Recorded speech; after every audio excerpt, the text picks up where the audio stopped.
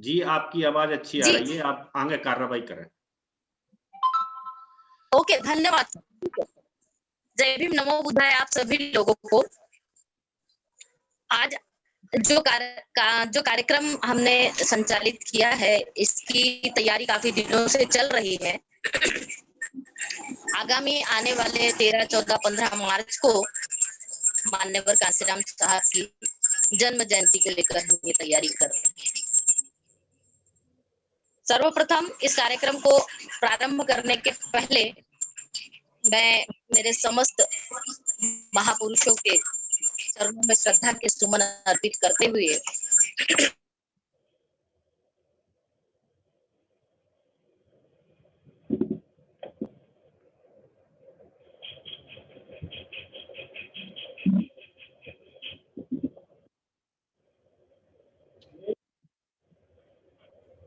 माननीय धर्म प्रकाश भारती जी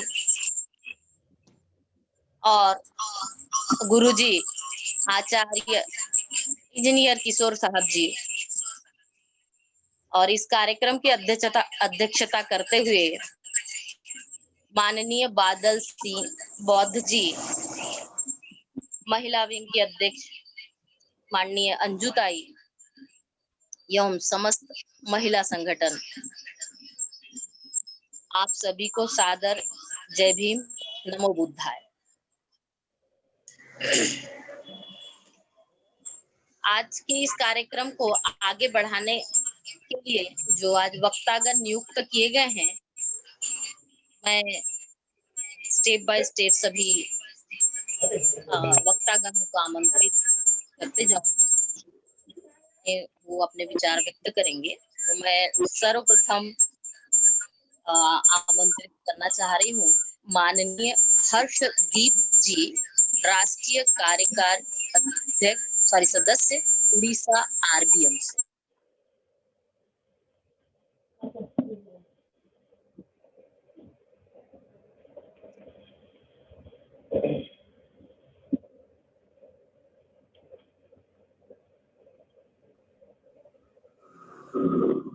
हर्षदीप उड़ीसा से मैं उन्हें आमंत्रित कर रही हूँ। अगर वो उपस्थित है तो अपने विचार हमारे साथ रखें, ऐसे विनती कर रही हूँ। हर्षदीप जी।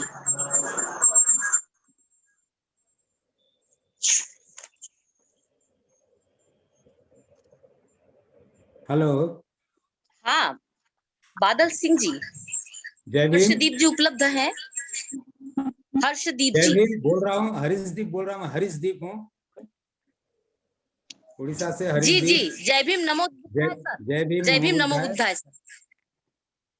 जी जी। सर्वप्रथम मैं बहुजन समाज में जन्मे सभी महापुरुषों को मैं अपना श्रद्धा सुमन अर्पित करता हूँ।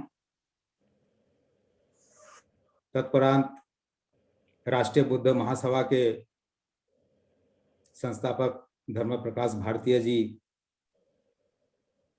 सम्माननीय बादल सिंह जी, आज के संचालिका निरंजना बुद्ध मैडम जी, समस्त पदाधिकारी और आज के वेबिनार में सम्मिलित हुए सभी वक्ताओं को, पार्टिसिपेंट्स को मैं जय भीम, नमो बुद्धाय।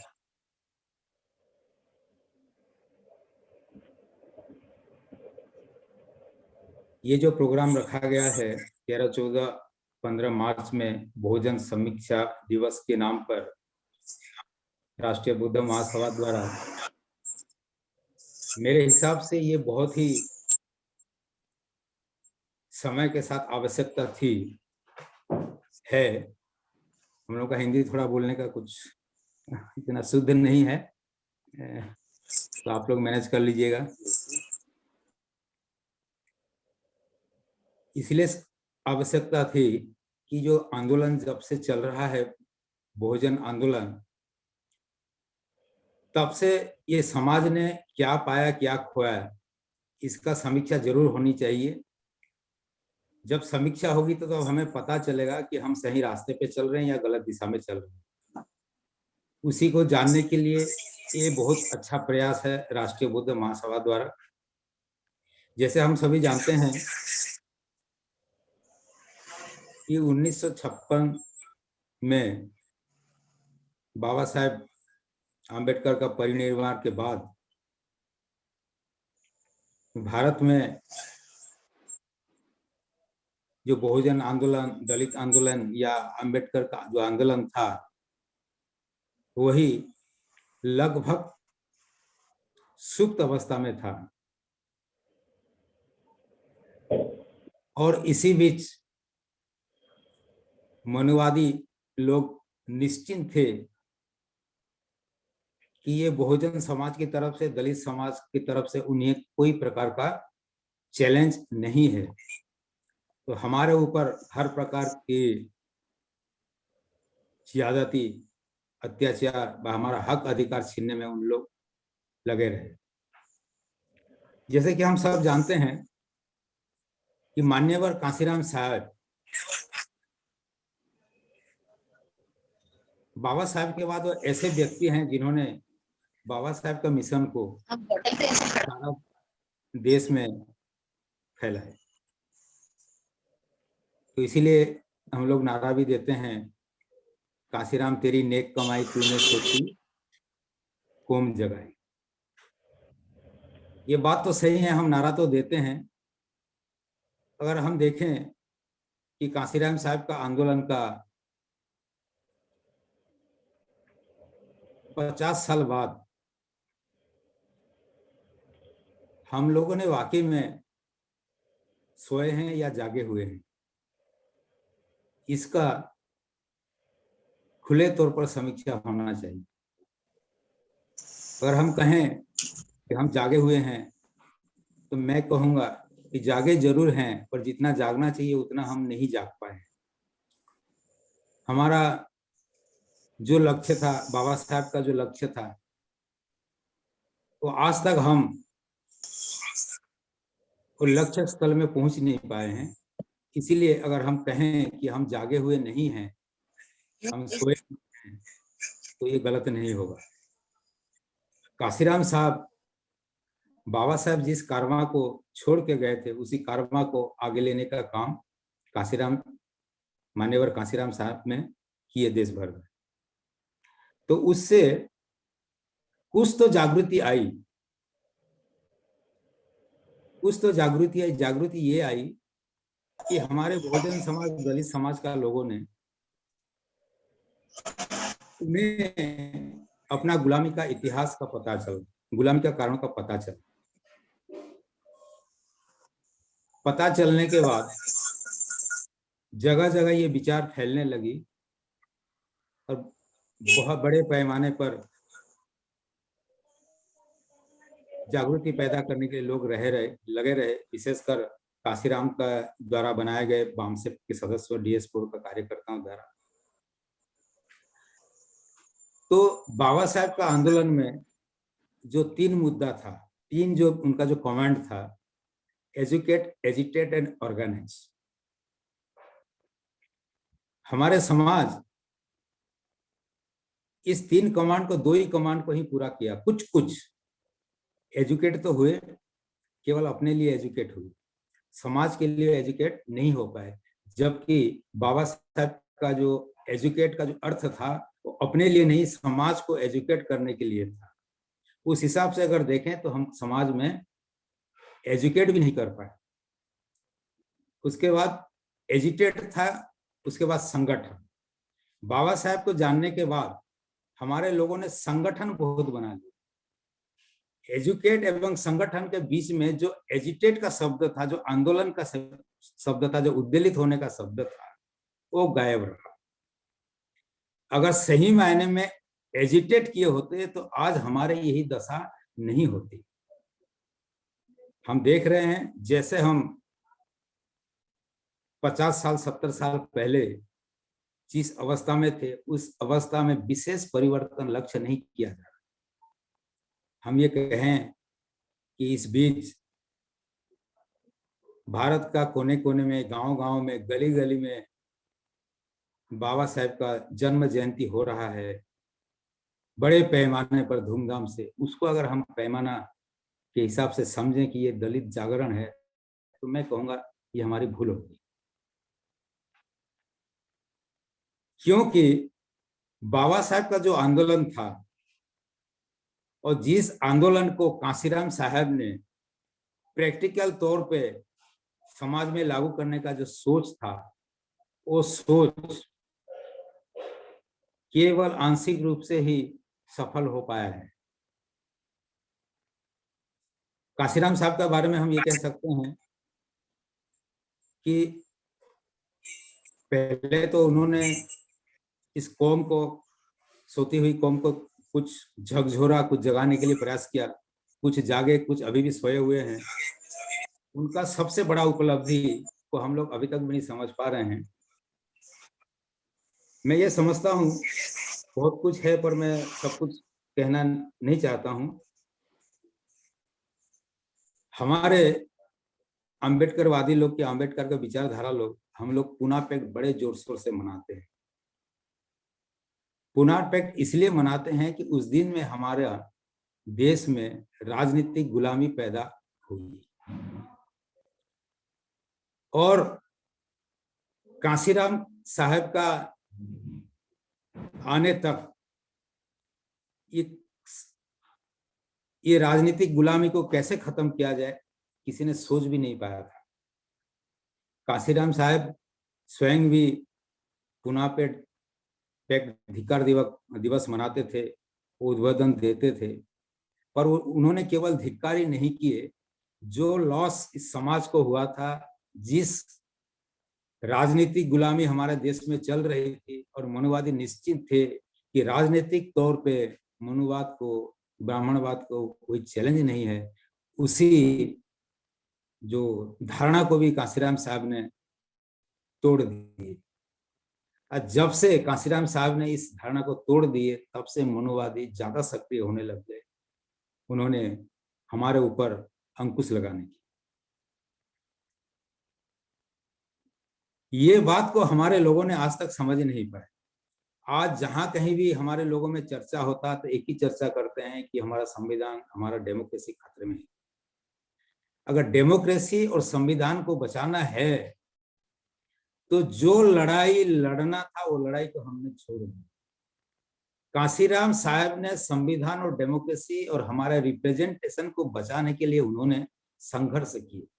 कांशीराम साहब जानते थे, बाबा साहब को आदेश को ठीक तरह से उन्होंने समझे थे कि जब तक हम इस देश का शासक नहीं होंगे तब तक इस देश में संविधान, गणतंत्र और हमारा रिप्रेजेंटेशन सुरक्षित नहीं रहेगा या हमें नहीं मिलेगा। इसलिए उन्होंने जो आंदोलन चलाए, लोगों को राजनीतिक रूप से इकट्ठा करने की, उस चीज को, उस बात को हम बहुत संख्यक लोग आज भी नहीं समझ पा रहे। इसीलिए हमारे लोगों में राजनीतिक अवेयरनेस बहुत ही कम है और राजनीतिक अवेयरनेस कम होने की वजह से हम हमारे संविधान और हमारे गणतंत्र और हमारा रिप्रेजेंटेशन जो संविधान के मुताबिक हमें दिया गया है उसी को हम प्राप्त नहीं कर पाए। तो जब तक ये नहीं होगा हम लोग कभी भी सफल नहीं हो पाएंगे। इस बीच एक कड़ी मैं और बताना चाहूंगा कि पिछले 15-20 सालों से हमारा आंदोलन, कांशीराम का आंदोलन भी थोड़ा ढीला चल रहा है। ढीला इसलिए चल रहा है कि कांशीराम को हमारे दलित बहुजन मूवमेंट का सेंटर पॉइंट में हम लोग नहीं रख पा रहे हैं। पहले हम इसको कहते थे कि फूले साहू आंबेडकर आंदोलन। हम लोगों ने फूले साहू आंबेडकर का नाम से मिशन चलाई, पर हम कांशीराम साहब के बाद भी हम फूले साहू आंबेडकर कांशीराम मिशन नाम से हम आंदोलन को आगे नहीं बढ़ा। इसलिए लोगों में अभी भी कांशीराम का साहब के बारे में, मान्यवर कांशीराम साहब के संघर्ष और उनका उपलब्धि के बारे में लोगों को बहुत कम ही जानकारी है।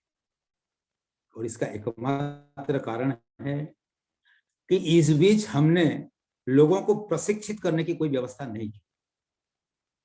हाँ, जरूर कुछ जैसे हमारे वरिष्ठ लोग यहाँ हैं, हमारे धर्म प्रकाश भारती जी जैसे लोग जिन्होंने काशीराम साहब के साथ वेरी बिगिनिंग से जुड़े हुए हैं, उन्हीं के जमाने में जो भी कुछ कुछ कैडर कैंप होता था व प्रशिक्षण होता था वो आजकल नहीं हो पा रहा है। इसीलिए हमारे लोगों में कन्फ्यूजन ज्यादा से ज्यादा बढ़ते जा रहा है। तो मैं ये आशा करता हूं, अगर हमें दलित बहुजन आंदोलन को आगे ले जाना है तो हमारे आंदोलन में काशीराम साहब होना बहुत जरूरी है। हमारा वक्तव्य में, हमारे भाषणों में, हमारे सभा में, हमारे विचारों में अगर काशीराम साहब नहीं होंगे तो हम पिछड़ते ही जाएंगे। हमको जिस लक्ष्य में पहुंचना है उस लक्ष्य में पहुंच नहीं पाएंगे, क्योंकि अम्बेडकरिज्म का प्रैक्टिकल जो काम है वो काशीराम साहब ने करके दिखाए हैं, हमें बता दिए हैं कि ऐसा हो सकता है, जो नहीं हो सकता है बात को हो सकता है, उन्होंने प्रूव करके दिए हैं। और जो प्रूव्ड रास्ते में भी हम चलने के लिए अभी भी तैयार नहीं हो पाए, इसका एकमात्र कारण है इस बीच जो शिक्षण प्रशिक्षण का काम जो होना था वो नहीं हो पाया। इसलिए हमारे समाज के युवा, हमारे साथी लोग सब कंफ्यूज हो रहे हैं, और कंफ्यूज होने का फायदा हमारे लोग और मनुवादी लोग भी उठा रहे हैं और हमारे संगठन को तोड़ रहे हैं।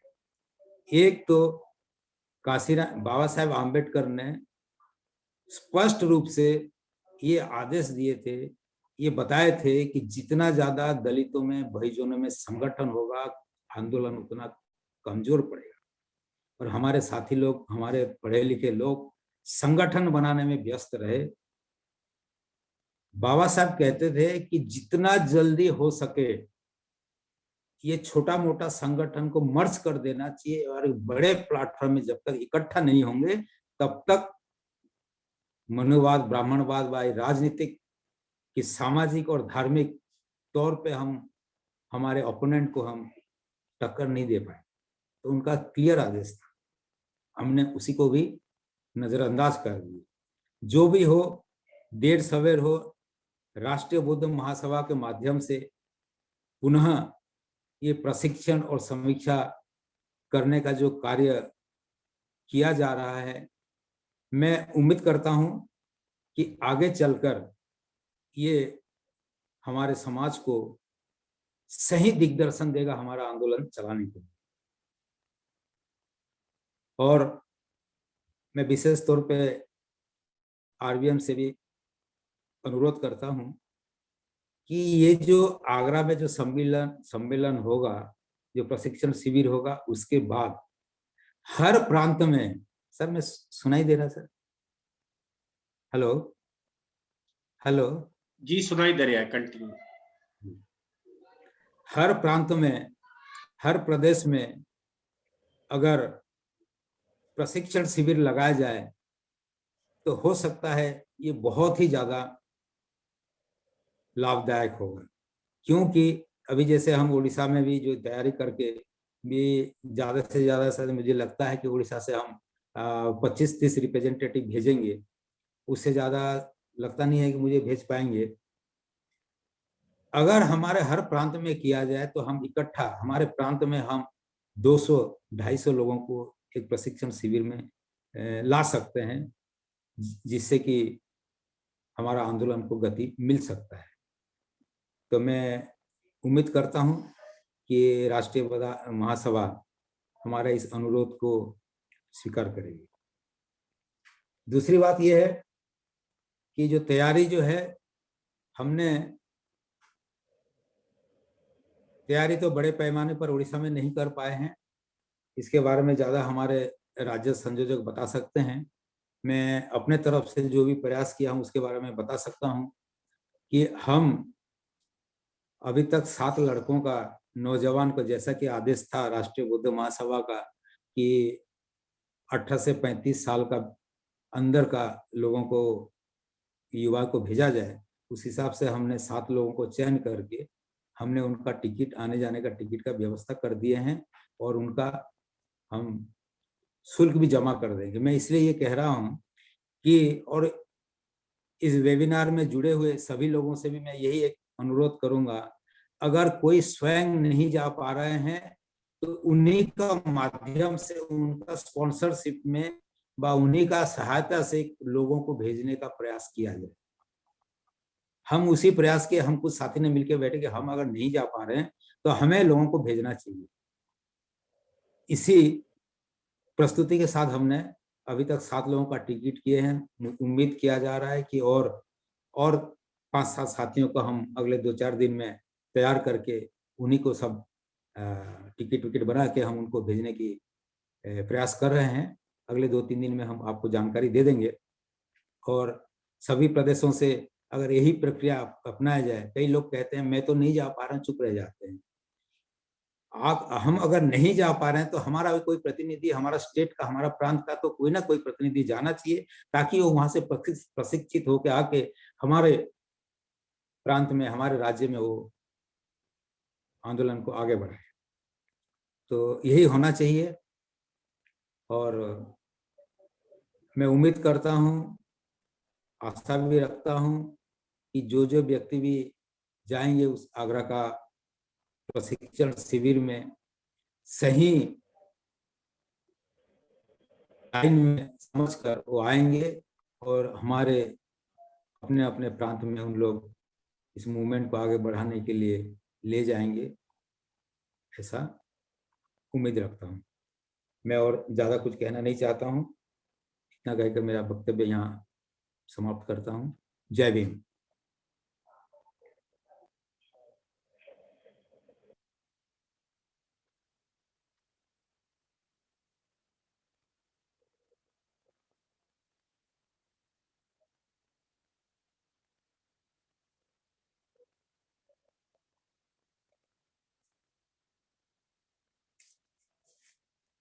हेलो,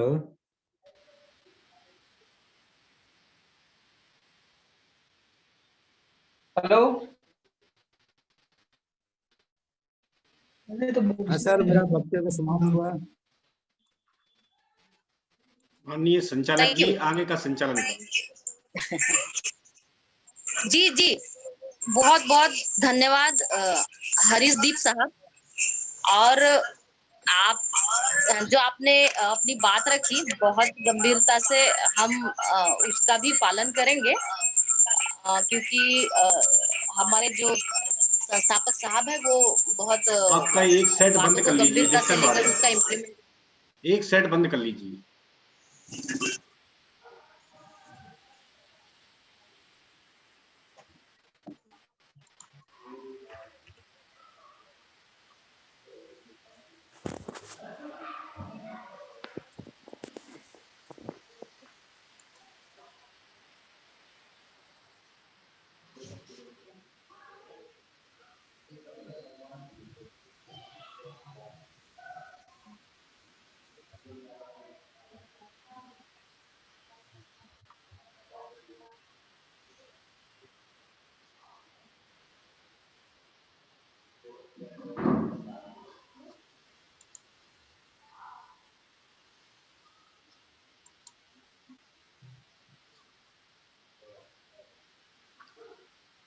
संचालक जी का माइक शायद डिस्टर्ब है, नेटवर्क। मैं अगले वक्ता माननीय जयमीन प्रियदर्शी साहब से अनुरोध करता हूं कि अपना वक्तव्य रखें। माननीय प्रियदर्शी साहब। हेलो जी जी सर, आवाज जी कंटिन्यू। आ रही जी आ रही है, आवाज आ रही है। जी आ रही है, कंटिन्यू रखें। हाँ, धन्यवाद सर। सम्मानीय बुद्धा, दलितों के मसीहा भारत रत्न डॉक्टर अम्बेडकर साहब को नमन करते हुए मैं मेरा वक्तव्य रजू करना चाहता हूँ। सर्वप्रथम समाज के चक्रवर्ती अशोक, संत कबीर, संत रविदास, संत तुकाराम, संत गाडगे बाबा, महात्मा ज्योतिबा फुले, माता सावित्रीबाई, माता रमाबाई, नायकर, छत्रपति साहूजी महाराज, झलकारी कोरी, शहीद भगत सिंह, शहीद उधम सिंह, बीना बानोरी और माननीय काशीराम साहब को नमन करते हुए मैं मेरा वक्तव्य रखूंगा। हृदय से मैं सबको नमन करता हूँ। हमारे इन ऐतिहासिक महापुरुषों, बहुजन नायकों ने जीवन में बहुत कुछ सहा है जो इतिहास में नहीं लिखा गया है। इतिहास वो नहीं जो लिखा गया है, इतिहास वो नहीं जो लिखा गया है। इतिहास तो वो है जो हमारे बाप दादाओं ने सहा और लिखा ही नहीं गया है। ये भारत का इतिहास है।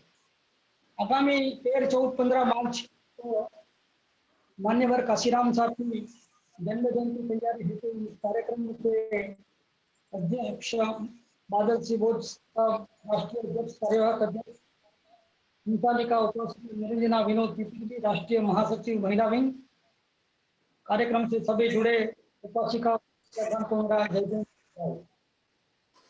मैं इस अवसर पर राष्ट्रीय अध्यक्ष और संस्थापक माननीय बौद्ध प्रकाश भारती साहब का मैं धन्यवाद करता हूं। कोई एक मूवमेंट जो भारत वर्ष के अंदर पूरी चलाई जा रही है और उनके द्वारा बड़ी तेजी से समर्थ संस्कृति, सामाजिक परिवर्तन, लोकतंत्र और संविधान को मजबूत करने हेतु भारतवर्ष में योजनाबद्ध तरीके से जो आंदोलन चलाया जा रहा है, वो आंदोलन जारी रखना चाहिए। और ये आंदोलन डॉक्टर आम्बेडकर और माननीय काशीराम जी का सपना पूरा करेगा, ऐसा मेरा मानना है। इसमें समय थोड़ा लगेगा, मगर मेरी उम्मीद है कि वो हम पूरा कर पाएंगे। वो धम्म का कारवा आगे बढ़ाया जा रहा है, जो बड़ा सराहनीय कार्य है। बाबा साहेब का सपना था, मैं भारत बहुत तथा बहुजन नायक, बहुजन सम्राट माननीय काशीराम ने आदर्श और उनका सपना साकार करने हेतु जो कार्य है वो प्रशंसा पात्र है।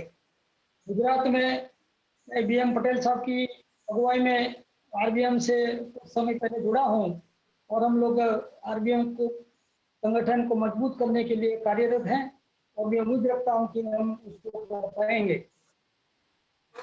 काशीराम का 1935 में हुआ, तो बहुजन समाज दिवस के रूप में मनाया जाता है। तो मैं कहूँगा कि it is in the history of Republican India there is no politician who match Manyvar Kaशीराम life story. He fought against atrocities and discrimination through his lifetime.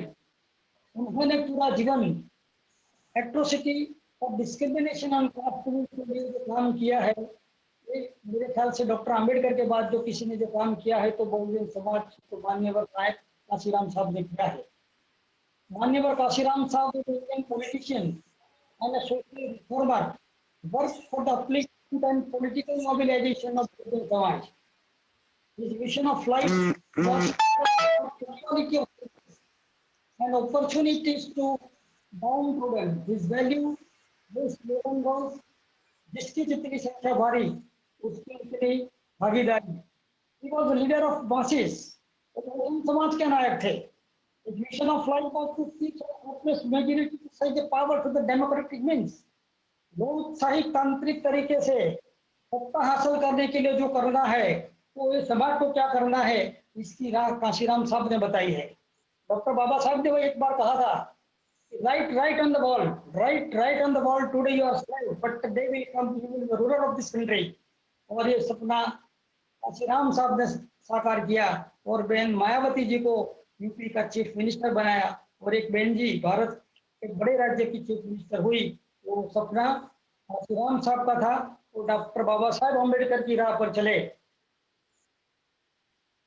When Bahujan politics was in the country was in deep crisis, we desperately miss Manyvar Kashiram ji, who has given the Ambedkarite politics a new confidence and brought into a power structure. Kashiram साहब ने अपने जीवन में politically हम लोग कैसे आगे बढ़े, शासक कैसे बने, इसके बारे में सबको प्रशिक्षित करने में पूरा उनका जीवन लगा दिया। मैं कहूंगा कि पॉपुलरली ही वाज कॉल्ड मान्यवर, succeeded in installing a Dalit woman Mayawati as the chief minister of Uttar Pradesh, politically most crucial state. When Mayawati ji was the fourth-time chief minister of Uttar Pradesh, Dr. Ambedkar precisely told that political power is a master can open all the doors. जब तक हमारे हाथ में political शासक की सत्ता नहीं आ सकती तब तक हम जुल्म सहन करते रहेंगे। इसीलिए देश की 85% 85% पॉपुलेशन जो बहुजन समाज है उनको इकट्ठा होकर के ये शासक वर्ग बनना है। जब तक हम शासक नहीं बनेंगे तब तक हमारे पर एट्रोसिटीज डिस्क्रिमिनेशन होते रहेंगे। एक इंसिडेंस था कि एक समय मायावती जी ने काशीराम से बोला कि मैं सर एक IAS ऑफिसर बनना चाहती हूँ, तो काशीराम साहब ने बोला if you want to be an IAS officer but a day will come man they will line up to meet you and that is came true. वो चीफ मिनिस्टर मुख्यमंत्री जो हुई तो IAS ऑफिसर इनके मिलने की लाइन लगा रहे थे। वो सपना जो काशीराम साहब का था वो उन्होंने पूरा किया। काशीराम साहब was associated with Republican party of India. It was founded by doctor Ambedkar. End of his life, bound to BSc, he worked with the People's Education Society established by Dr. Ambedkar, and 1971 formed the SMCPA, Minorities Community Employees Association in Pune, which was later renamed the Bouncer India Backward Class and Minorities Federation, which was formally established on 5th of December 1978. In 1981, the DS4 Dalit Shoshet Samaj Sangharsh Committee with 10 wings, student and women's wing, were also established. Eventually, Bahujan Samaj Party BSP was formally established in 14th April 1984. After establishing BAMSE, payback to society was also introduced. तो मैं payback to society की थोड़ी बात करना चाहूँगा कि doctor Ambedkar के हिसाब से आज हम अफसर बने, IAS बने, IPS बने, सरकारी अफसर बने, बैंकों में अफसर बने, मगर एक समय आया है कि we have to give back to the society. और ये करने के लिए हमारे जैसे लोग और भारतीय साहब के नेतृत्व में पूरे इंडिया के अंदर जो मूवमेंट चला रहे हैं इसके अंदर सबको जुड़ने के लिए हम बोलते हैं जैसे एक मजबूत इंस्टीट्यूशन के नाम पर वो खड़ी हो। मान्यवर from 2nd to 4th December 1982 in Japan, uprise worldwide human organization regarding atrocities and discrimination toward Indian Dalit. Operation Depressed in Conference, which was named Vishamta ke Viruddha Jagruti Parishad. This function was organized by Burakat Liberation League of Japan in 1982. Manyavar has organized and participated 40 days, 3,200 kilometers long cycle march in order to spread publicity of the Ambedkar Right Mission. On 2nd December to 4th December 1979 को नागपुर में बामसेक का प्रथम राष्ट्रीय अधिवेशन संपन्न हुआ। देश भर से करीबन 10,000 से ज्यादा प्रतिनिधियों ने इसमें हिस्सा लिया। अधिवेशन को संबोधित करते हुए माननीय काशीराम साहब ने कहा, भारत की लोकशाही कुछ नहीं बल्कि अमीर लोगों को पैसे और धन द्वारा गरीबों को, अमीर लोगों को पैसे द्वारा धन बटोरना और वोट बटोरना है। यह एक प्रकार की सामंतशाही है।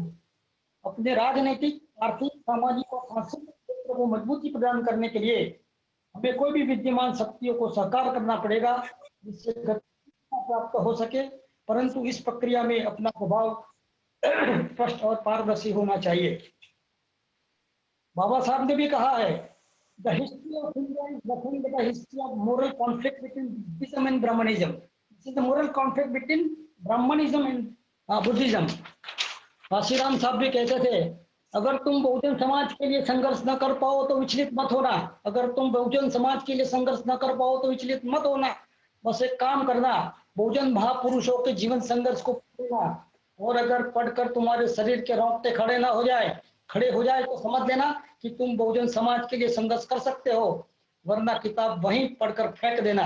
वो काशीराम साहब ने बताया था कि इससे हमें संघर्ष में जुड़ना चाहिए।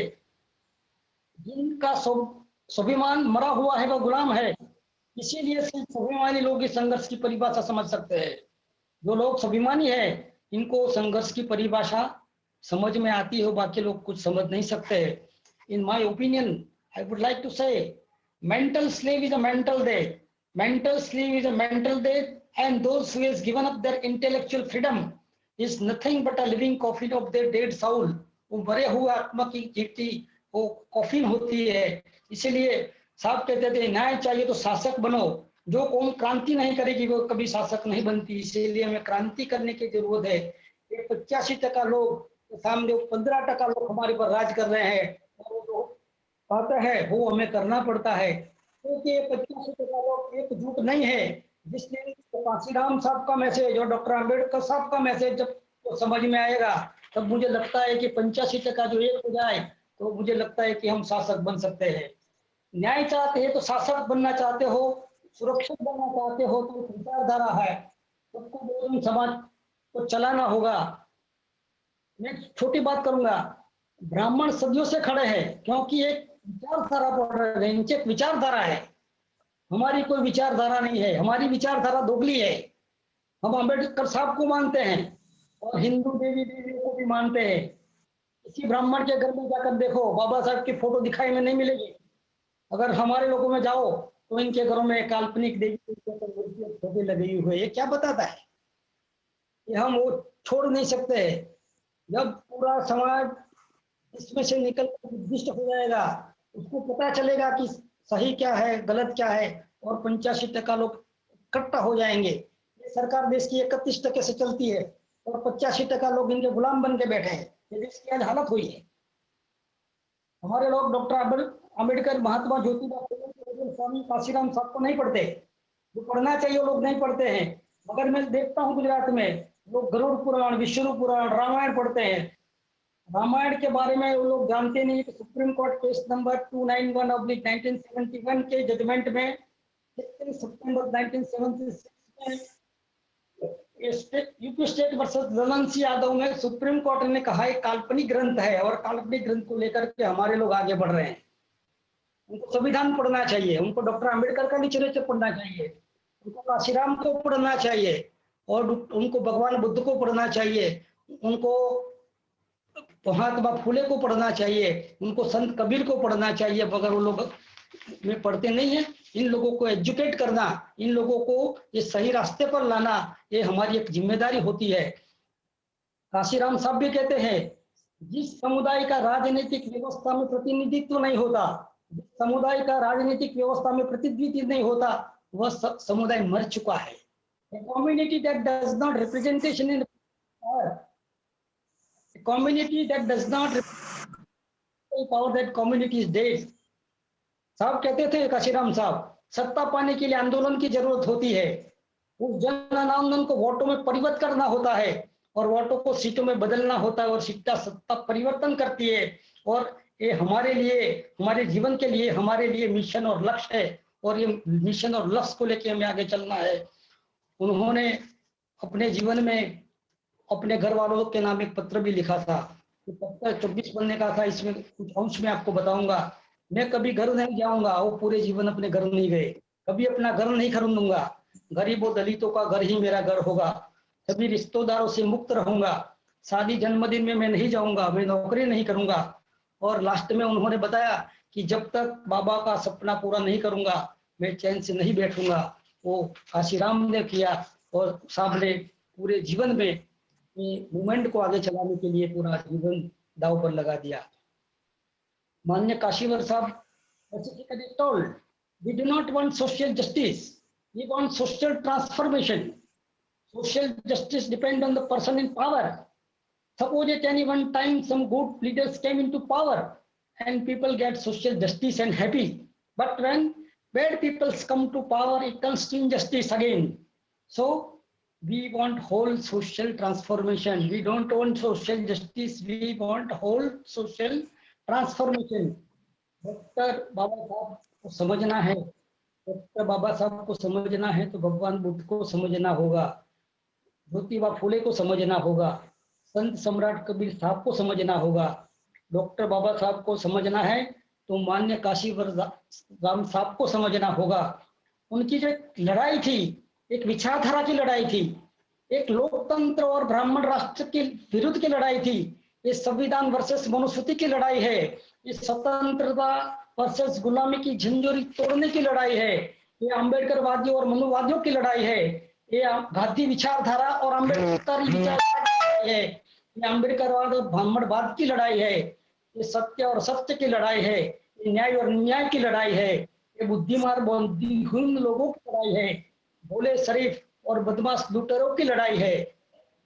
काशीराम जी attracted toward Buddhism and had affection towards it. साहब काशीराम साहब बुद्धिस्ट भी बनना चाहते थे। On he had planned to convert to Buddhism. He wanted to make this moment as historic, including lakhs of his followers to be converted to Buddhism.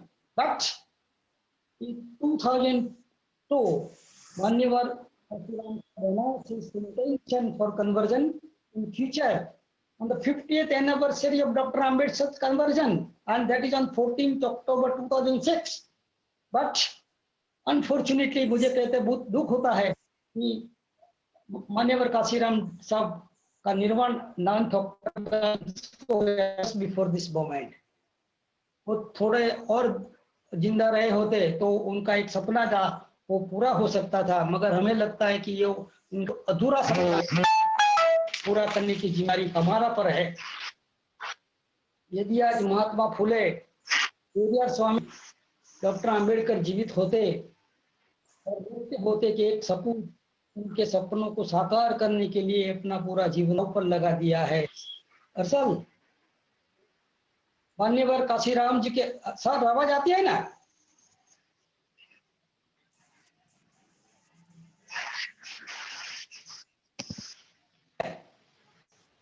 Hello hello, आवाज आती है sir? आवाज आ रही है, आती है सर?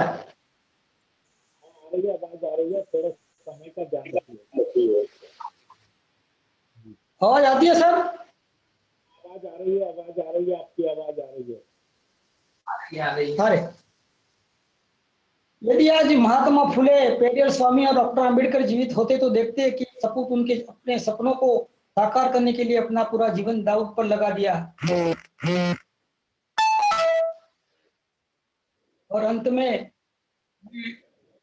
बात रखूंगा कि हर कदम ऐसा चलो निशान बन जाए, काम ऐसा करो कि पहचान बन जाए, मगर जिंदगी जियो तो ऐसी जियो कि सबके लिए मिसाल बन जाए। काशीराम साहब के लिए मैं बोलूंगा, दूषित जन को राह दिखाया जिसने अपनी रूह जलाई, हर परिवार को पीछे छोड़ा, हर परिवार को पीछे छोड़ा, दिल में बहुजन ज्योत जलाई। ऐसे एक महान महानायक काशीराम साहब को नमन करते हुए वाणी को विराम देता हूँ। धन्यवाद। हेलो, हाँ जी, धन्यवाद प्रियदर्शी साहब, बहुत सारी महत्वपूर्ण जानकारियों से अवगत करवाए। बस मैं क्षमा चाहती हूँ, परंतु थोड़ा समय अभाव के होते अब हम अपने कार्यक्रम को और आगे बढ़ाते हुए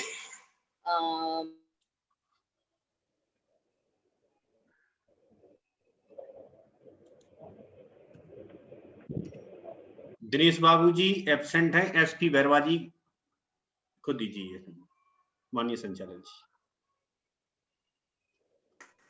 दिनेश बाबू गौतम जी, हाँ एब्सेंट है, बुंदेलखंड नहीं जुड़े हैं, सर नहीं जुड़े हैं उनके अगले नहीं, अगले जी पार्टिसिपेंट जी आगे बढ़ाते हैं कार्यक्रम को। जी एसपी बैरवा साहब राजस्थान से। हेलो जी, कंटिन्यू हाँ करें। जी, बैरवा साहब। अरे जी बिल्कुल सर, जारी रखें प्रबोधन। हेलो जी कंटिन्यू रखें सर, बोलें। आवाज आ रही है मेरी सर? जी आ रही है, अच्छी आ रही है। बिल्कुल सर। तथागत गौतम बुद्ध भगवान को नमन करते हुए, बाबा साहब संविधान निर्माता बोधित नमन करते हुए, मान्यवर साहब काशीराम को नमन करते हुए, मान्य रणबीर साहब को मेरा जय भीम नमो बुद्धाय, बहादुर सिंह जी को जय भीम नमो बुद्धाय, जी जय भीम। और सभी सम्मानित साथी जो जुड़े हुए हैं, उनको सभी को मेरा सादर नमो बुद्धाय, जय भीम। साथियों, आज जो हम वेबिनार का जो ये प्रोग्राम रखा है, इसका मेन जो मकसद है वो जो हम 3 दिन का 13, 14 और 15 जो हम जन्मदिन मना रहे हैं, तो उसके उपलक्ष्य में जो है हम सारे साथी राष्ट्रीय बौद्ध महासभा का पूरा संगठन एकत्रित होने के लिए ये प्रोग्राम पर हम चर्चा कर रहे हैं। मेरा सभी से निवेदन है कि सभी कोशिश करो ज्यादा से ज्यादा लोग वहां पहुंचो, और ज्यादा से ज्यादा लोग पहुंचेंगे तो इस पर चर्चा होगी। हम कुछ बातें हैं जो जानते हैं, लेकिन वहां विचार होता है तो 20 लोगों में तो वो चर्चा अलग ही होती है, वो दिमाग पर सेटल हो जाती है, और उस दिमाग पर सेटल होने के बाद में हम आगे उस चीज का विस्तार से हम किसी को समझा सकते हैं कि हम ऐसे करेंगे, ऐसे करेंगे। एक दूसरे की चर्चा होती है, हर आदमी की IQ एक जैसी नहीं होती। तो हम इकट्ठे होंगे और संगठन के लिए हम काम करेंगे, और सभी इसमें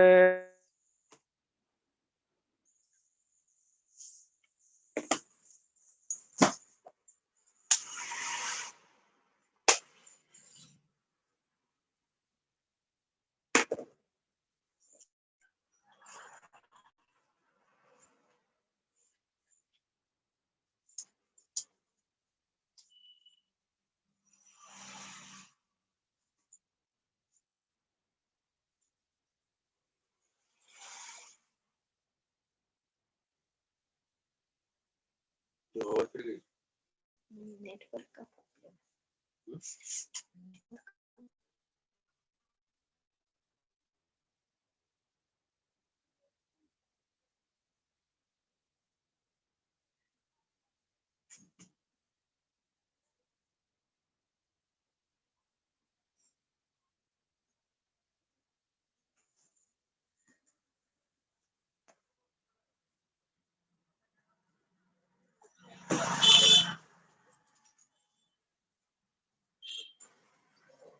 शायद बैरबल साहब को नेटवर्क प्रॉब्लम है।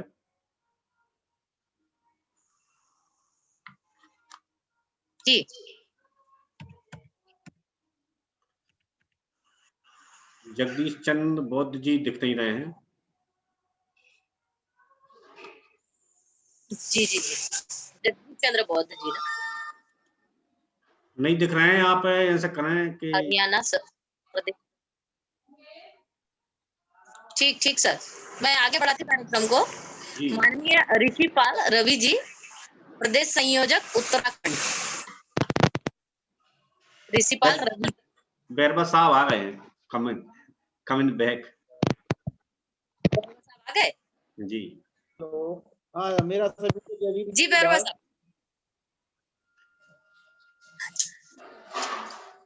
हेलो। हाँ जी सर। हाँ सर, मैं बोलूँ या वो बोलेंगे बैरवा साहब? कंटिन्यू करें। आप रख दीजिए, उन्हें बाद में बैरवा जी। बोलेंगे। हेलो सर, मेरी आवाज आ रही है? जी हाँ सर। हेलो। जी बात रखें सर। हेलो कंटिन्यू करें सर। अच्छा अच्छा अच्छा। सर, नेटवर्क का प्रॉब्लम है। हाँ, थोड़ी बाद में ले लेंगे बैरबल हाँ साहब जी आपको। बिल्कुल सर, बिल्कुल। सर्वप्रथम तथागत गौतम बुद्ध के आवाज नहीं आ रही, आवाज। ऋषिपाल। हेलो। बाबा साहब डॉक्टर BR अम्बेडकर के चरणों में 3 बार नमन करते हुए, और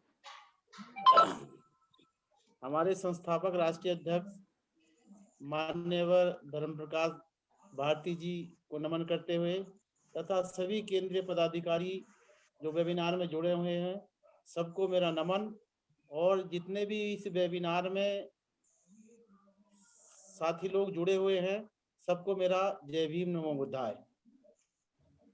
साथियों, आज का जो विषय है वो 13, 14 और 15 मार्च को महामानव मान्यवर काशीराम जी की जन्म जयंती की समीक्षा कार्यक्रम के बाबत है।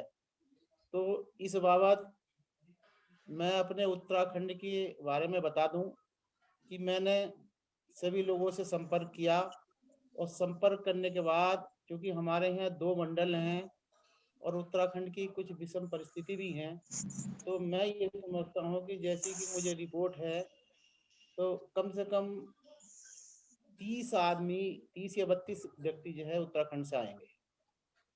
वैसे मैं निरंतर प्रयास में हूँ कि अधिक से अधिक संख्या में और लोग आए, लेकिन कुछ लोग बड़े स्वार्थी किस्म के हैं, कहते कुछ है करते कुछ है, और कुछ उनकी अपनी समस्याएं भी हैं।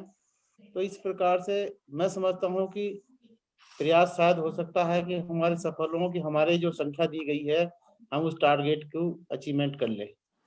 लेकिन फिर भी मेरी जो रिपोर्ट मैं जो कंफर्म कर रहा हूँ वो कम से कम 30 या 32 ही आदमी आएंगे। जहां तक सवाल देखिए मान्यवर काशीराम जी का है कि हमारे समाज आजकल जो है शिक्षा 2 प्रकार की है, एक किताबी शिक्षा, दूसरी सामाजिक शिक्षा। तो हमारे समाज में किताबी शिक्षा तो किसी हद तक लोगों ने पाई है, बच्चों ने पाई है और ले भी रहे हैं, लेकिन सामाजिक शिक्षा का बहुत अभाव है। अभी समाज स्तर पर जिस प्रकार से हमें जागरूक होना चाहिए और समाज में हमें जागरूकता लानी चाहिए, या अंधविश्वास पाखंड को तिलांजलि देते हुए, छोड़ते हुए हमें आगे बढ़ना चाहिए, इसका अभी समाज में बहुत अभाव है। मान्यवर काशीराम कहते थे कि जो सो रहे हैं उन्हें जगाना होगा, जो जाग गए हैं उन्हें समझाना होगा, और जो समझ गए हैं उन्हें तैयार करना होगा, और जो तैयार हो गए हैं उन्हें समाज सुधारक बन के मैदान में उतरना होगा, और जो मैदान में उतर गए हैं उनका साथ देना होगा।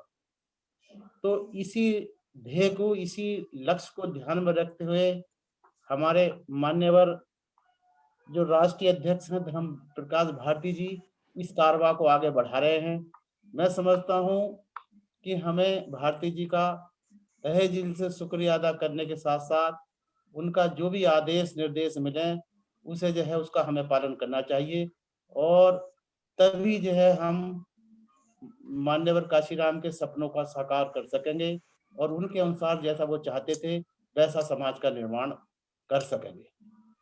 क्योंकि बहुत कम आदमी ऐसे होते हैं कि जो सब अपने सुख सुविधाओं को छोड़कर और मिशन का काम करते हैं, ऐसे बहुत कम लोग मिलते हैं। लेकिन मान्यवर काशीराम का जो सपना था उसे साकार करने में हमारे अध्यक्ष जी जी जान से जुटे हुए हैं, और उनकी जो टीम है, जो राष्ट्रीय लेवल की टीम है, वो भी मैं समझता हूँ कि कंधे से कंधा मिलाकर उनका साथ दे रही है। और मैं तो यही कहूँगा कि हमारे तो उत्तराखंड में हम तो बहुत छोटे यानी कि स्तर पर अपना हमारा कारवा है, लेकिन जो भी उनका दिशा निर्देश मिलता है हम जो है उसका अक्षर से पालन करने का प्रयास करते हैं, क्योंकि हम भी यहाँ लगे हुए हैं और समाज में जो भी अंधविश्वास पाखंड है कार्यक्रम के माध्यम से लोगों को जितना भी हमसे हो रहा है वो जागृति लाने का प्रयास कर रहे हैं। तो मैं ज़्यादा न कहते हुए उन्हें उनका धन्यवाद और आभार व्यक्त करते हुए मैं अपनी वाणी को यहीं समाप्त करता हूँ, विराम देता हूँ, और सभी को पुनः मेरी ओर से जय भीम नमो बुद्धाय। जय भीम नमो बुद्धाय सर, धन्यवाद सर। मुझे लग रहा है कि जगदीश चंद्र बौद्ध जी शायद जुड़े नहीं हैं, तो मैं आगे बढ़ा रही हूँ। ऋषिपाल रवि जी, प्रदेश संयोजक। मैं तो बोल रहा था, ऋषिपाल जी का हो चुका। मैं बोल गया, बोल गया अभी जी। हाँ जी ऋषिपाल जी, क्षमा चाहती हूँ सर। जी सर, ये नेटवर्क इशू के कारण कुछ आवाजें साफ नहीं आ पा रही हैं, तो मैं अभी आगे नाम ले रही हूँ सर। राम जी का। जी सर, प्रदेश संयोजक झारखंड। राम प्रसाद बौद्ध जी, प्रदेश संयोजक झारखंड। जी मैम, हमारी आवाज पहुंच रही है? जी सर, आवाज हमारी पहुंच रही है? जी सर, आगे कंटिन्यू बनाए साहब। आवाज मेरी पहुंच रही है? बिल्कुल सर, बिल्कुल। तो सबसे पहले करुणा के सागर तथागत गौतम बुद्ध, बाबा साहेब अम्बेडकर, संत कबीर, संत रैदास, राष्ट्रपिता ज्योतिराव फूले, माता सावित्रीबाई फूले तथा बाबा साहेब के विचारों को जन जन तक पहुंचाने वाले मानवर साहेब कांसीराम जी के चरणों में सत सत नमन करता हूं। साथ ही राष्ट्रीय बौद्ध महासभा के अध्यक्ष जी, संचालनकर्ता मैम तथा पूरे भारत देश में से तमाम लोग जो इस कार्यक्रम में जुड़े हैं, इस कार्यक्रम को देख रहे हैं, मैं सभी को नमो बुधाय जय भीम पेश करता हूं। आज का जो एक कार्यक्रम रखा गया है 13, 14 और 15 मार्च को, जो मानवर साहेब कांसीराम जी के जन्मदिन के उपलक्ष्य में आगरा में मनाया जाना है, उसके तैयारी के संबंध में मुझे कहना है कि अभी हाल में झारखंड प्रदेश संयोजक का जिम्मेवारी मुझे सौंपा गया है, लेकिन मैं ये बता दूं कि बाबा साहेब का जो सपना था बौद्धमय भारत का, उस मिशन से मैं लगातार जुड़ा हुआ हूं और उस पर काम कर रहा हूं। और अपने जिले में,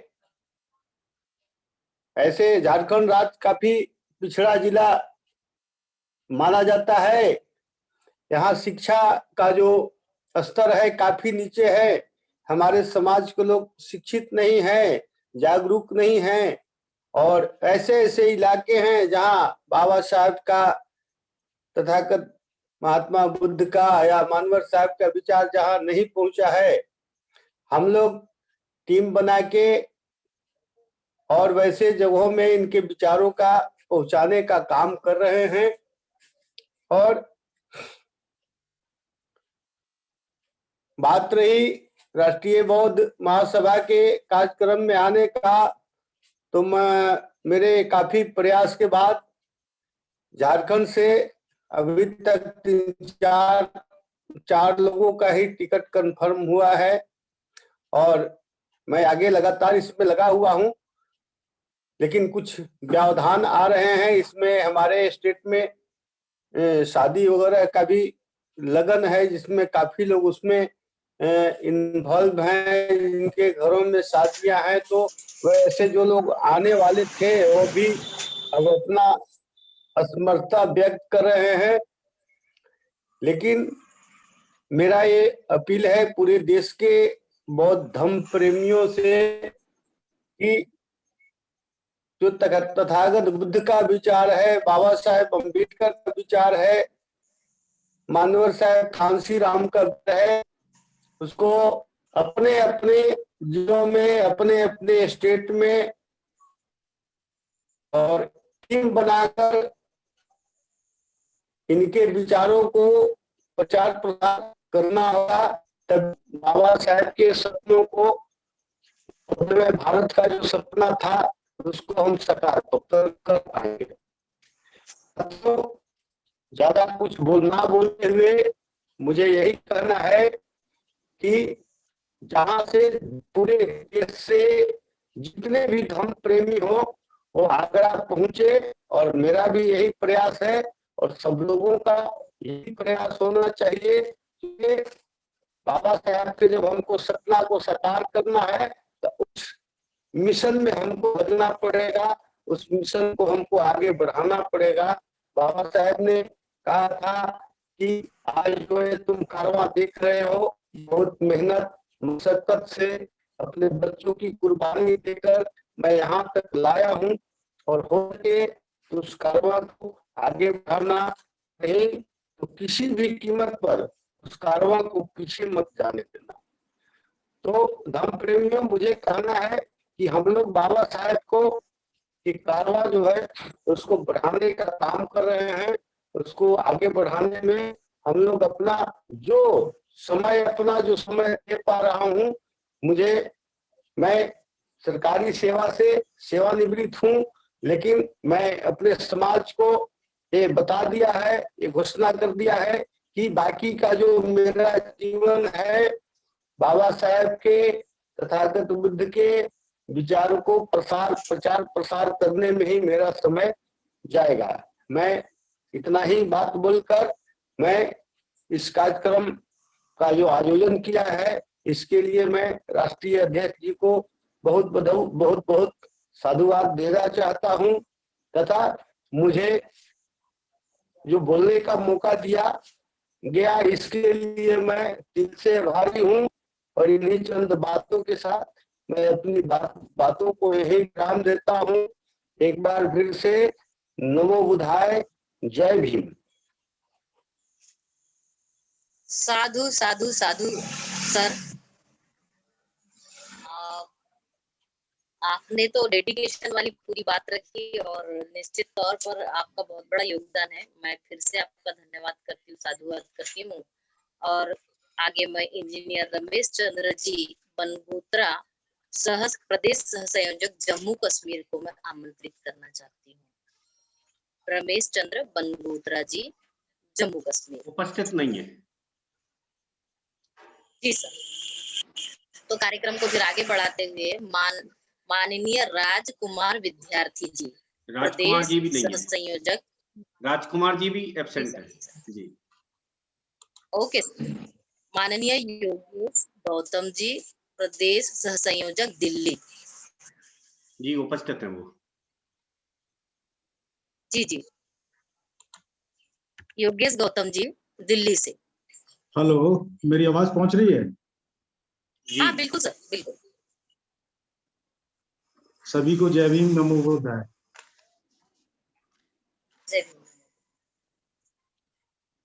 करुणा के सागर तथागत गौतम बुद्ध जी को नमन करते हुए, गरीबों शोषितों के मसीहा डॉक्टर भीमराव अंबेडकर जी को नमन करते हुए, तथा समय समय पर जन्मे हमारे बहुजन गुरु, बहुजन नायक, महापुरुष, वीरांगनाएं सभी को नमन करते हुए, और साहबों के साहब माननीय काशीराम साहब जी को भी नमन करते हुए, आज इस वेबिनार में उपस्थित सभी संयोजक व सह संयोजक, उपासक और उपासिकाएं सभी को मेरा जय भीम, नमो बुद्धाय।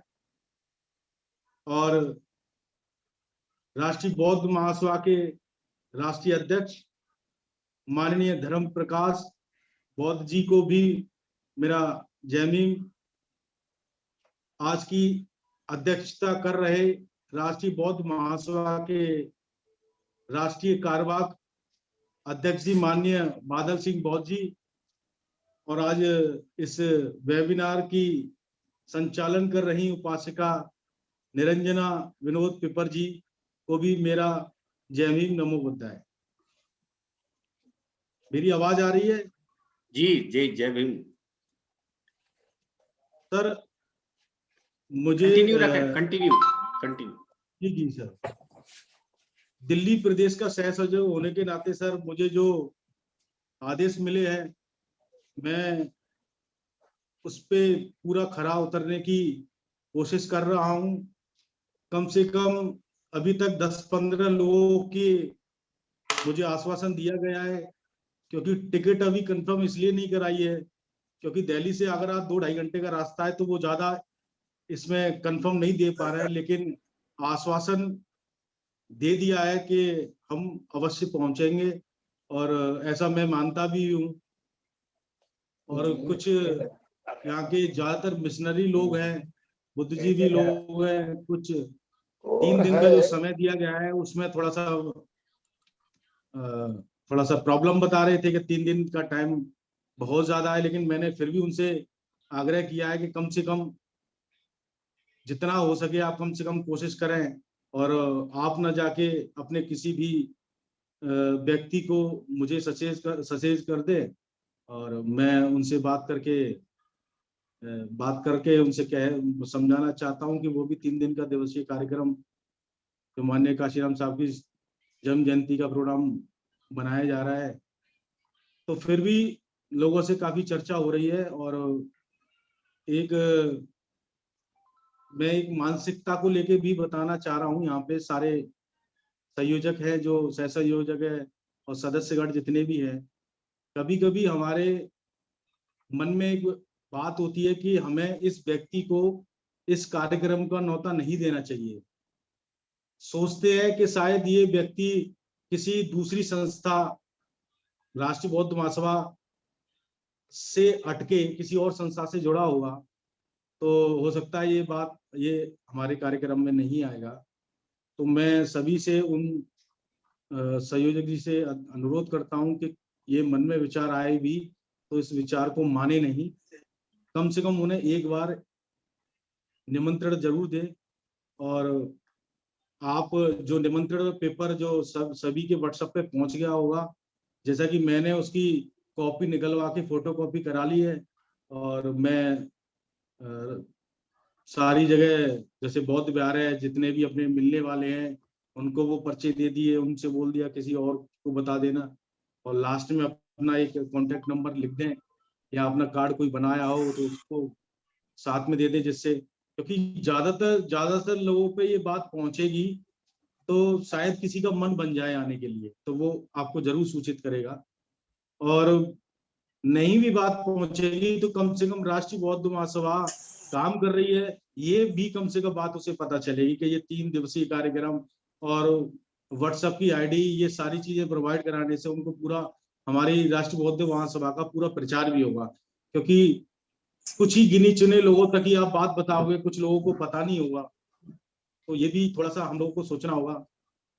कई बार मैंने बहुत सारे लोगों से बात करने पे पता चला कि 3 दिवसीय कार्यक्रम क्यों हो रहा है, तो ये क्वेश्चन हमसे करते हैं कि क्यों कर रहे हैं, क्योंकि दिल्ली में यहाँ पढ़े लिखे लोग हैं, अपने विचारक लोग भी अच्छे हैं, वक्ता भी अच्छे हैं, तो क्वेश्चन भी उस हिसाब से लेवल का करते हैं। तो मैंने उनसे, कई लोगों से मेरी बात होती है, तो मैंने कहा हम अपने समाज के लोगों को सही तरीके से समझा नहीं पाते हैं, और जो समझा नहीं पाते इसीलिए हमारी ट्रेनिंग में कुछ कमियां हैं। हम अपने आप को कुछ किताबों का ज्ञान करने के बाद में अपने आप को ज्ञानी समझ लेते हैं, ये गलत है। क्योंकि कुछ ज्ञान लेने से और दूसरे व्यक्ति को अपने बहुजन कारवा समझाने में, दोनों में बहुत अंतर है। तो ये इस चीज को समझते हुए उनको समझाते भी हैं, लोगों से बात भी हो रही है, और मेरा मानना भी है कि एक अच्छे वक्ता को, उस व्यक्ति हो या भीड़ हो जिससे बात हो रही है, उसको ये समझना चाहिए कि पहले ये किस सरल भाषा में समझ सकता है, हमें वही लैंग्वेज इस्तेमाल करनी चाहिए। कोई हिंदी भाषी क्षेत्र का व्यक्ति है, उसको अंग्रेजी में समझाओगे तो समझ में नहीं आएगी। कोई हिंदी भी प्रॉपर अच्छी तरीके से नहीं जानता है और किसी लैंग्वेज में समझाओगे तो समझ में नहीं आएगी।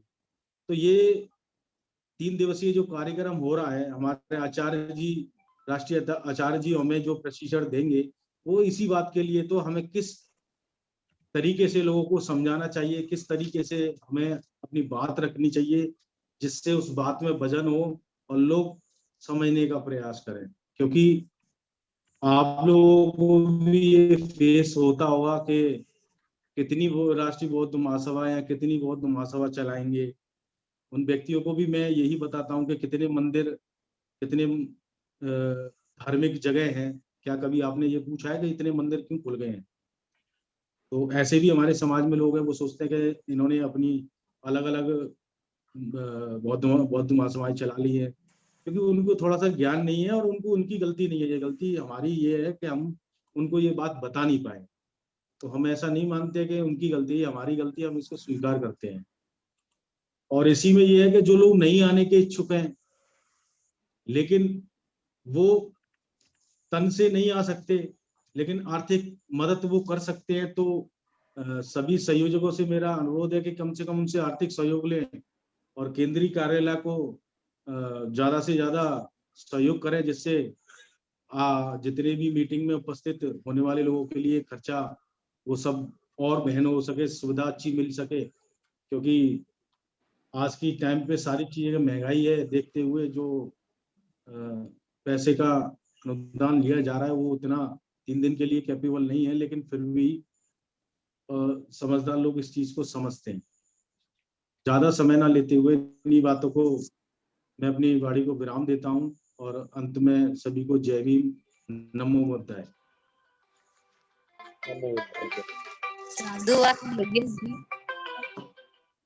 बहुत प्रोग्रेसिव विचारधाराओं से आपने अवगत करवाया और 2-3 बातें जो अंततः आपने हमारे सामने रखी। आपने कहा कि कुछ हमें योगदान देना चाहिए, साथ में 2-3 बातें मुझे काफी अच्छी लगी और उम्मीद करती हूँ कि हमारे साथ जितने बैठे भाई बहन सभी लोग काफी अच्छी लगी, प्रोग्रेसिव विचारधारा है। तो इस कार्यक्रम में अभी हम जितने उपस्थित लोग थे, जितने वक्तागण थे, सभी को सुना हम लोगों ने। अब मैं इस कार्यक्रम की अध्यक्षता करते हुए माननीय बादल सिंह बौद्ध जी को मैं आमंत्रित करती हूँ। मैं चाहती हूँ अपने मैम चिरगोत्रा साहब है, रतनलाल चिरगोत्रा जी उत्तराखंड से, उनको मौका दे दीजिए। उपस्थित है सर जी। ओके ओके, ठीक ठीक ठीक।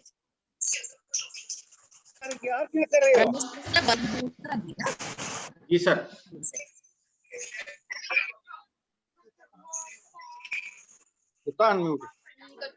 आवाज आ रही सर?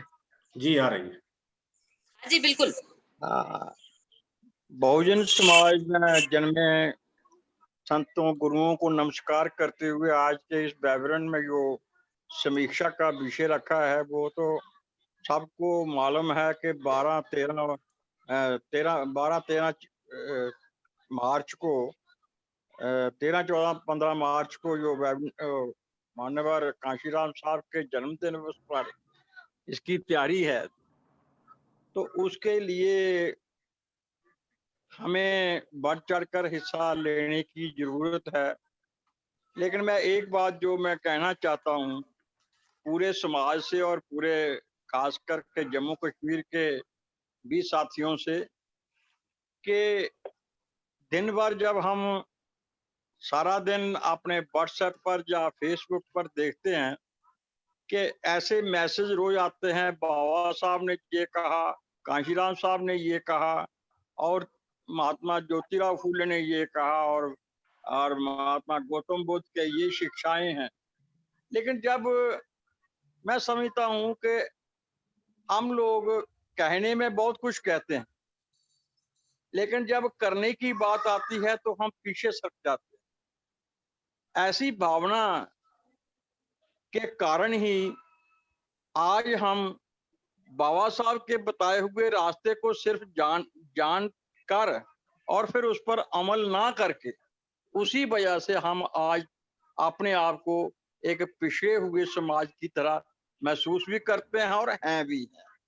इसलिए मैं आप सबसे ये अपील करना चाहता था कि कम से कम जो आप लोग रोजाना सुबह से शाम तक अपने व्हाट्सएप और फेसबुक और किसी और माध्यम से ये कहते फिरते हो कि फलाने ने ये कहा, फलाना आदमी गुरु ने ये कहा, लेकिन उस पर जब अमल नहीं करते तो हमें अब इस उम्र में आकर हमें कुछ दुख होता है।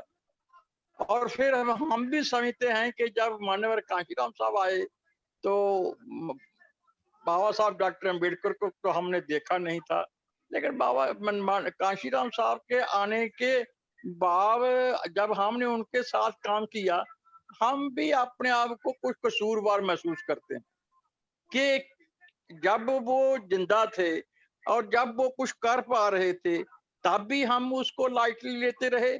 और मान्यवर साहब कहते थे कि मेरे मरने के बाद ये ढोल की शैने और तालियां मत बजाना, बल्कि मेरे बताए हुए रास्ते पर चलना। लेकिन अफसोस की बात है कि आज हम कई हिस्सों में बंटकर, कई संस्थाओं में बंटकर, कई ऑर्गेनाइजेशन मतलब ऐसे किस्म की ऑर्गेनाइजेशन के बंटकर हम अपने आप को खिनविन कर रहे हैं। दूसरी तरफ जो हमारा जो सामाजिक व्यवस्था का सिस्टम जो दूसरे हमारे, हम कह सकते हैं कि जो हमें ना चाहने वाले या दुश्मन कह सकते हैं, तो उनका जो रवैया है वो दिन ब दिन बड़ा अड़ियल और बड़ा सख्त होता जा रहा है। और उसके एवज में हम लोग जो हैं इसको बड़ा लाइटली लेकर और अपने आप को सिर्फ कहने तक ही महदूद करके और सिर्फ उनके विचारों तक ही महदूद करके एक दूसरे से बात करते हैं। लेकिन शायद मैं समझता हूँ कि हम दूसरे लोगों को फेस करने के लिए करने में और अपने समाज में जो पढ़े लिखे लोग हैं वो अपने आप को एक अलग सी क्लास मानकर वो सेपरेट हो गए हैं कि जो हमने पाना था वो पा लिया, अगली नेशन हमने बना ली है, मकान हमने बना लिया, कार हमने रख लिया, हम ऐशो आराम की जिंदगी जी रहे हैं। लेकिन ये जब हम ये कर लेते हैं तो ये पे बैक टू द सोसाइटी जो माननीय कांशीराम ने कहा था, तो वो पे बैक टू द सोसाइटी जिसमें जिन लोगों ने आपके लिए स्ट्रगल किया, जिन लोगों ने आपके लिए इतना कृषण किया, तो उनको सिर्फ याद करके या उनको आगे घर पे आकर एक फोटो लगाकर तो फोटो के आगे वो माला चढ़ा दी। 15 मार्च को हम माला चढ़ाएंगे और 14 अप्रैल को भी माला चढ़ाएंगे, फिर और कोई आएगा किसी महापुरुष का जन्मदिन तो माला चढ़ा देंगे, उससे ये हमारा प्रॉब्लम हल होने वाला नहीं है। तो मेरी सब साथियों से जो वेबिनार पर जुड़े हुए हैं, तो काइंडली अब जब के हमारी पॉपुलेशन जो है या हमारे जो तादाद है, तो जब आप मान्यवर कांशीराम जी कहते थे 85% है, तो 85% मान्यवर कहते थे कि अगर हम 30% भी इकट्ठे हो जाएं तो कम से कम ये बिगड़ी हुई बात बन सकती है। लेकिन हम अपनी नीयत के लिए, नीयत के हिसाब से हम अपनी बिगड़ी हुई बात बनाने के लिए तत्पर ही नहीं लगते मुझे। तो मुझे खुद अपने आप पर रोना आता है कि हमने क्या किया, हम भी उनकी बुजुर्गों की तरह हम भी चले जाएंगे। अगली जनरेशन जो है वो उसको अडॉप्ट नहीं कर रही है। इसलिए मेरी सबसे अपील है सुनने वालों से, जो मेरे भाई बंधु हैं, तो इसको सीरियसली लेना चाहिए क्योंकि हमारे दिन बहुत थोड़े हैं। मैं समझता हूँ कि किसी को नसीहत देने से पहले खुद अपने आप को सुधारना भी हमारा फर्ज बनता है। इसलिए मैं ज्यादा ना कहता हुआ सबसे अपील करूंगा और खास करके जम्मू कश्मीर से भाइयों से भी अपील करना चाहता हूं कि कम से कम इस ऐसे अवसरों पर आप लोगों को बढ़ चढ़ कर हिस्सा लेना चाहिए। पिछले दिनों भी हमारे जो राष्ट्रीय संस्थापक हैं मानव धर्म प्रकाश जी ने, उन्होंने भी कहा था कि मतलब कितने किस्म के ये लोग होते हैं जो साल में एक दफा मनाते हैं, कुछ ऐसे करते हैं, कुछ ऐसे, लेकिन उनकी बात को भी हम लाइटली लेते हैं, सबकी बात को लाइटली लेते हैं। तो मैं कहता हूं कि इनकी अब कम से कम वो टाइम गुजर गया है जब आप इन चीजों को लाइटली लेते थे। अब जमाना आगे बढ़ रहा है और दूसरे लोग जो है, जो मनुवादी लोग हैं, वो अपनी जड़ें और मजबूत करने पर लगे हुए हैं और हजारों खरबों रुपया वो इस्तेमाल कर रहे हैं। तो जो मान्यवर कांशीराम जी कहते थे कि अगर वो कौम कभी आगे तरक्की नहीं कर सकती वो जो कुछ देना ना जानती हो। इसलिए मैं ज्यादा अपने जवान को विराम देते हुए सबको जय भीम, नमो बुद्धाय, जय संविधान। साधुवाद सर, आपने अपने अनुभव से हम सभी लोगों को अवगत करवाया और आपके पीछे बड़ी प्यारी सी बेटी बैठी है, वो भी बिल्कुल आपकी वाणी को बिल्कुल ध्यान रखते हुए सुन रही है। ये हमारी आने वाली जनरेशन है। तो मुझे लग रहा है कि सर अब हम आगे बढ़ते हैं। माननीय बादल सिंह जी, अब आगे बढ़े सर। जी जी, मैं आपको आमंत्रित करना चाहती हूँ सर। जी जी जी। तो आज की अध्यक्षता करते हुए माननीय बादल सिंह बौद्ध जी अपने विचारों से हमें अवगत करवाएंगे। सभी महामानवों को त्रिवार वंदन नमन करते हुए हमारे राष्ट्रीय अध्यक्ष महोदय जी को सादर जय भीम नमो बुद्धाय करते हुए, हमारे राष्ट्रीय आचार्य जी माननीय किशोर बौद्ध साहब जी को नमन करते हुए, प्रदेश के समस्त संयोजकगण, हमारे उपासक उपासक साथी और महिला विंग के सभी पदाधिकारी साथियों को सादर नमन करते हुए, आज के सभी वक्ताओं को सादर जय भीम करते हुए, विषय जैसे साहब ने तैयार किया हुआ है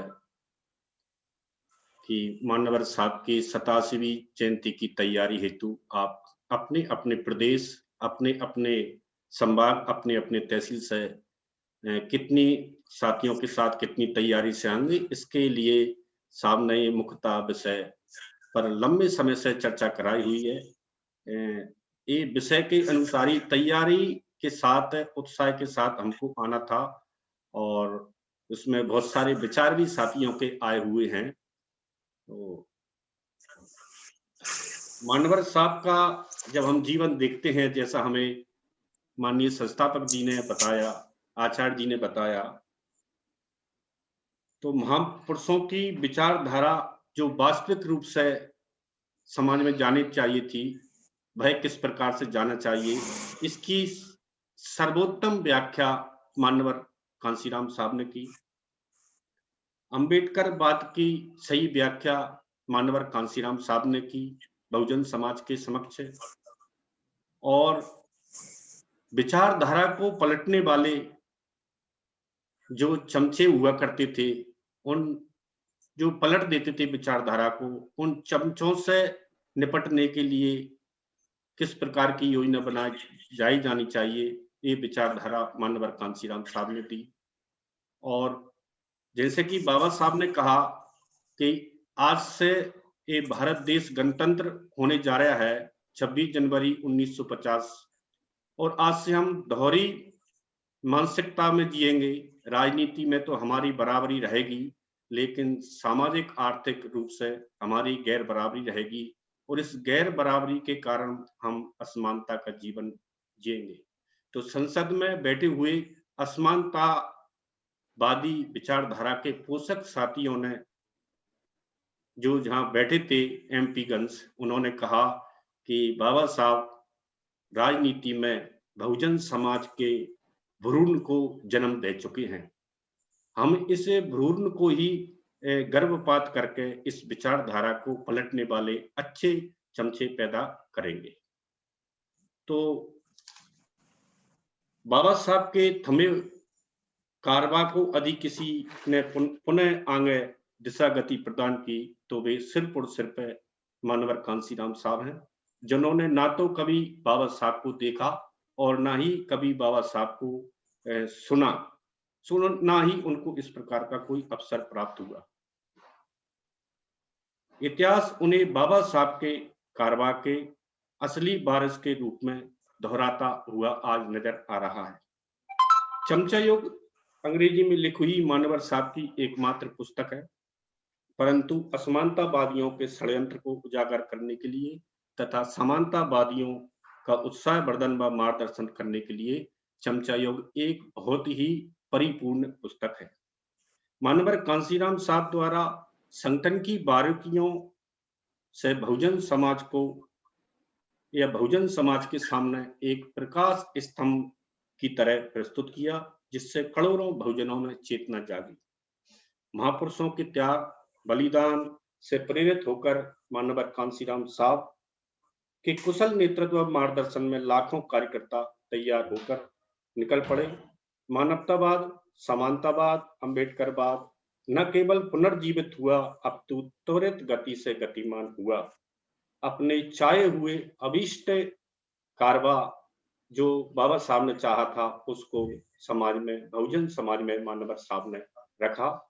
और इसके साथ ही उन्होंने एक शब्द और हमेशा बोला करते थे कि कहीं हम भूल न जाएं। किसको न भूल जाएं? महापुरुष से बहुजन महापुरुष इस समाज में क्या करना चाहते थे, उन महापुरुषों को आपको पढ़ते रहना चाहिए। जैसे कि हमारे वक्ता साथियों ने कहा कि अगर पढ़कर आपको रोंगटे खड़े ना हो तो उस किताब को फेंक देना।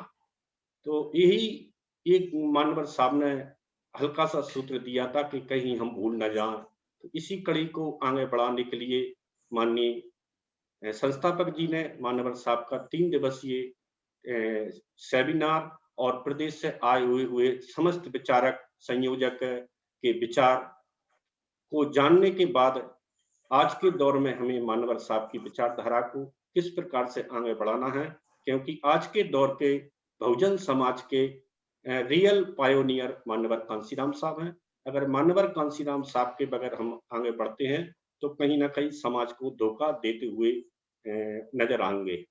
और दूसरी बात, एक और योगेश गौतम जी दिल्ली से हैं, उन्होंने बात रखी कि हमें मित्रवत व्यवहार से आगे बढ़ना चाहिए। तो एक समय की घटना है, आनंद ने तथागत से कहा कि तथागत, आपने आधे से ज्यादा समय में मित्रता का बखान किया है, तो धम्म में आधा तो मित्रता ही है। तो तथागत ने कहा कि आनंद ऐसा मत कहो, आनंद ऐसा मत कहो, आनंद ऐसा मत कहो। आधे में मित्रता नहीं, पूरा का पूरा दम ही मित्रता का आधारित है।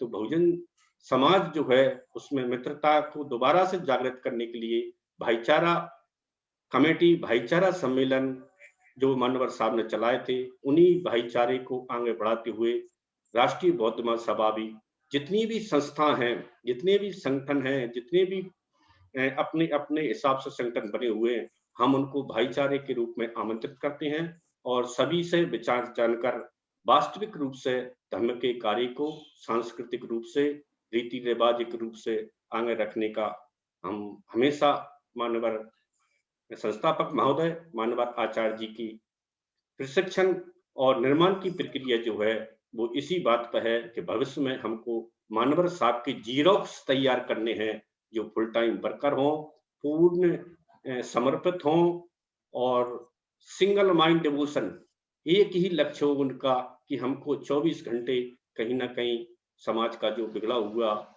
जो रुका हुआ कारवा है उसको आगे बढ़ाना है।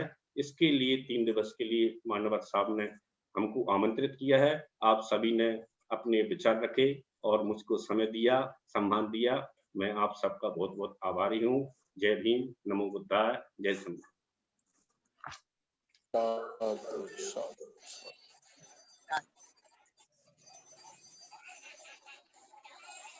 बहुत बहुत साधुवाद सर।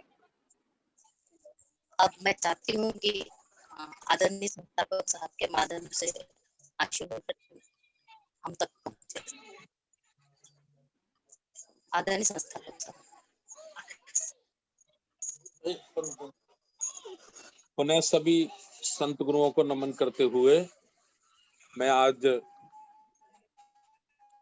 जिन भी हमारे सम्मानित बात रखी है,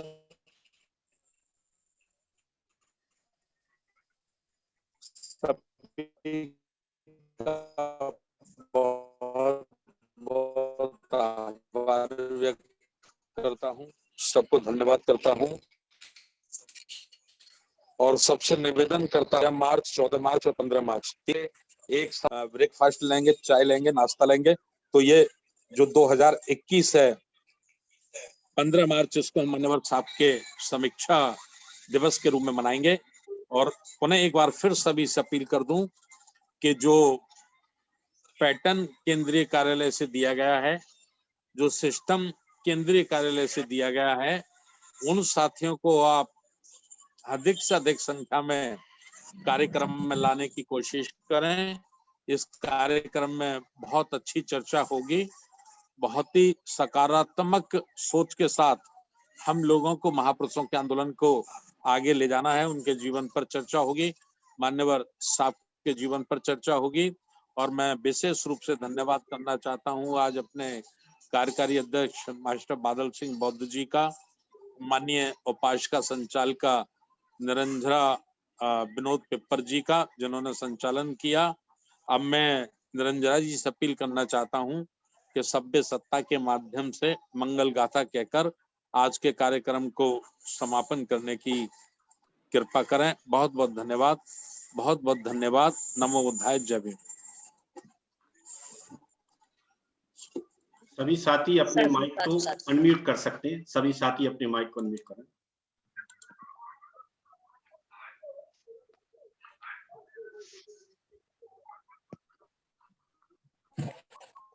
जी, सभी साथी अपने माइक को अनम्यूट करें और सभी साथी एक साथ एक स्वर में हम धम्म पालन गाथा समापन गाथा बोलेंगे।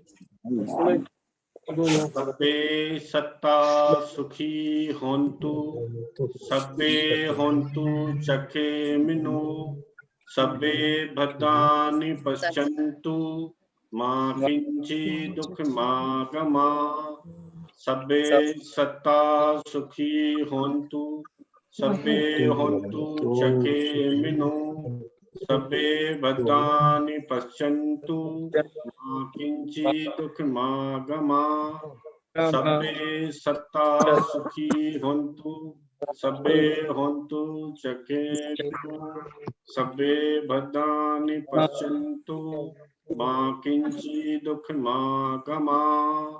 साधु साधु साधु। धम्मं नमामि, धम्मं नमामि, संघं नमामि। संघं नमामि। नमो आज के वेबिनार के समापन की घोषणा की जाती है। सभी साथियों को सादर नमो बुद्धाय। जय भीम। चलिए।